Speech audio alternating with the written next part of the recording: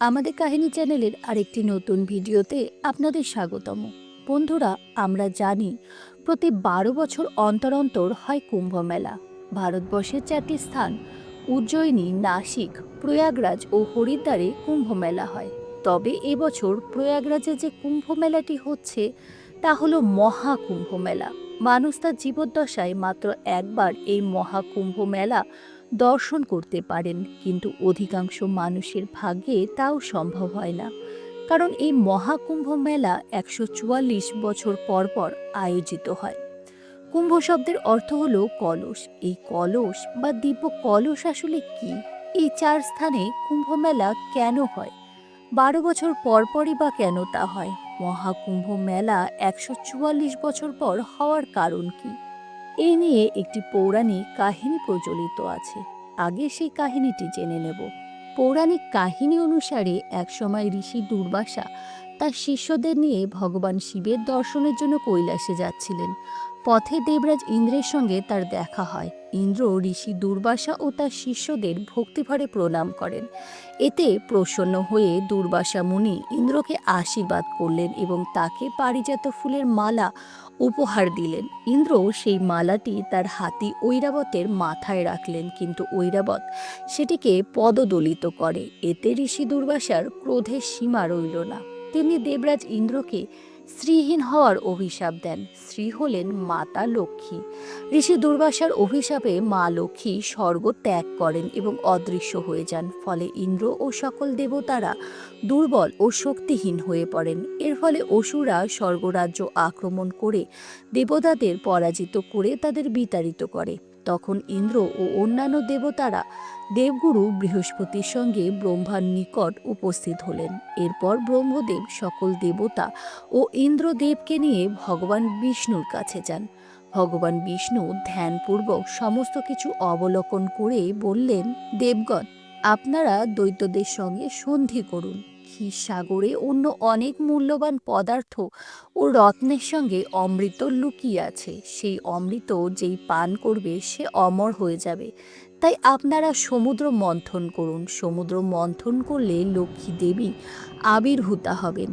এসব কথা শোনার পর দেবগণ বিষ্ণুর পরামর্শ মতন দৈত্যরাজ বলির কাছে গিয়ে অমৃত ও সমুদ্র মন্থনের কাহিনী শোনালেন। স্থির হলো মন্দার পর্বতকে সমুদ্রের ওপর স্থাপন করে বাসুকী নাগকে দড়ি হিসেবে ব্যবহার করে সমুদ্র মন্থন করা হবে। মন্দার পর্বত যাতে জলের নিচে তলিয়ে না যায় সেই জন্য বিষ্ণুদেব কচ্ছপ অবতার ধারণ করে মন্দার পর্বতকে নিজের পিঠের ওপর স্থাপন করেন। এরপর শুরু হয় সমুদ্র মন্থন। এই সময় যে কালকূট বিষ নির্গত হয় তা মহাদেব পান করেন। ভগবান শঙ্কর বিষ পান করার পর আবার শুরু হয় সমুদ্র মন্থন। সমুদ্র মন্থনের পর সমুদ্র থেকে কামধেনু সুরভি বেরিয়ে আসে। এরপর সুরা, সুধা, সোমরস ও বিভিন্ন প্রকার পানীয়ের দেবী বারুণী, চাঁদ, দিব্যগজ, ঐরাবত, ৮৪,০০০ অপ্সরা প্রকট হয়। ঐশ্বরিক ইচ্ছা প্রদানকারী বৃক্ষ কল্পতরু, মান্দারা, পারিজাত, সান্তান, হরি, মূল্যবান রত্ন কৌস্তবমণি, উচ্চশ্রবা নামক দিব্য অশ্ব, সারঙ্গ ধনু এবং পঞ্চজন্য শঙ্খ সমুদ্র গর্ভ থেকে নির্গত হলো। এরপর আবির্ভূতা হলেন দুর্ভাগ্যের দেবী অলক্ষ্মী। সবার শেষে অষ্টগজ পরিবেষ্টিতা হয়ে মাতা লক্ষ্মী প্রকট হন। তারই সাথে অমৃত কলস হাতে প্রকট হলেন দৈত্যরাজ ধন্বন্তরী। এরপর অমৃতের অধিকার নিয়ে শুরু হলো দেবতা ও অসুরদের মধ্যে সংগ্রাম।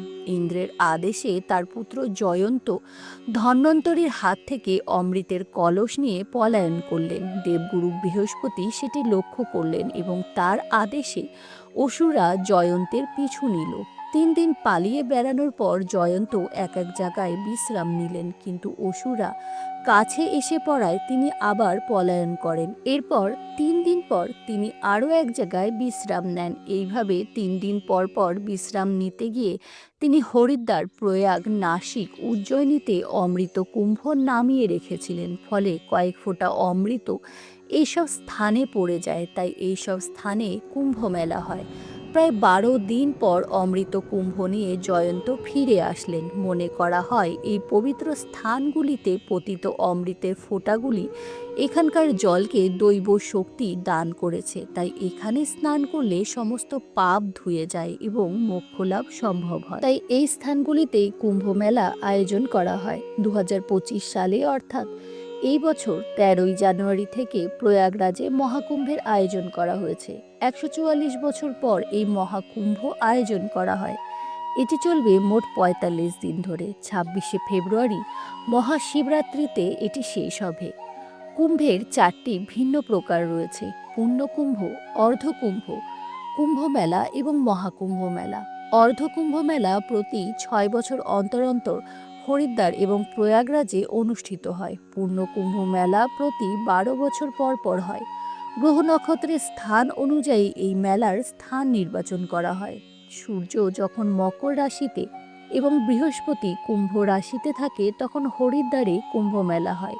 বৃহস্পতি মেষ রাশি এবং সূর্য মকর রাশিতে থাকে তখন প্রয়াগরাজে বা ত্রিবেণীতে কুম্ভ মেলা হয়। সূর্য ও বৃহস্পতি যখন সিংহ রাশিতে প্রবেশ করে তখন নাসিকে কুম্ভ মেলা হয়। সূর্য মেষ রাশি এবং বৃহস্পতি সিংহ রাশিতে প্রবেশ করলে উজ্জয়িনীতে কুম্ভ মেলা আয়োজন করা হয়।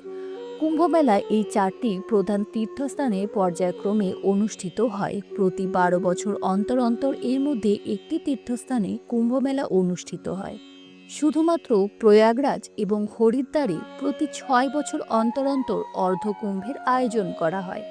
অর্ধ মানে অর্ধেক, প্রতি 6 বছর পর পর আয়োজিত হয় বলে অর্ধকুম্ভ বলা হয়। আবার এই 4টি স্থানে পর্যায়ক্রমে 3 বছর পর পর কুম্ভ মেলা হয়, কারণ দেবরাজ ইন্দ্রপুত্র জয়ন্ত এই 3টি স্থানে 3 দিন করে অবস্থান করে অন্য স্থানে গিয়েছিলেন। 12টি পূর্ণ কুম্ভের পরে মহাকুম্ভ হয়। 12 গুণ 12 144। এই 144 বছর পর যে কুম্ভ মেলা হয় তাকে বলা হয় মহাকুম্ভ। এই মহাকুম্ভ সর্বদা প্রয়াগে আয়োজিত হয়। ধর্মীয় দৃষ্টিকোণ থেকে মনে করা হয় এখানে গঙ্গা, যমুনা ও সরস্বতী নদীর সঙ্গমস্থল রয়েছে, যা ত্রিবেণী সঙ্গম নামে পরিচিত। মনে করা হয় যে এখানে দেবতারা বাস করেন। মহাকুম্ভের সময় যে ব্যক্তি এখানে স্নান করেন তার সমস্ত পাপ ধুয়ে যায় এবং তিনি জীবন মৃত্যু চক্র থেকে মুক্তি পান, অর্থাৎ মোক্ষ লাভ করেন। 2013 সালে প্রয়াগরাজে মহাকুম্ভ মেলা ছিল বিশ্বের বৃহত্তম ধর্মীয় সমাবেশ। এরপর 2019 সালে অর্ধ কুম্ভ মেলার আয়োজন করা হয়েছিল। এখন 2025 সালে আয়োজিত কুম্ভ মেলা ইতিহাসের সবচেয়ে বড় ধর্মীয় সমাবেশের কেন্দ্রে পরিণত হতে চলেছে।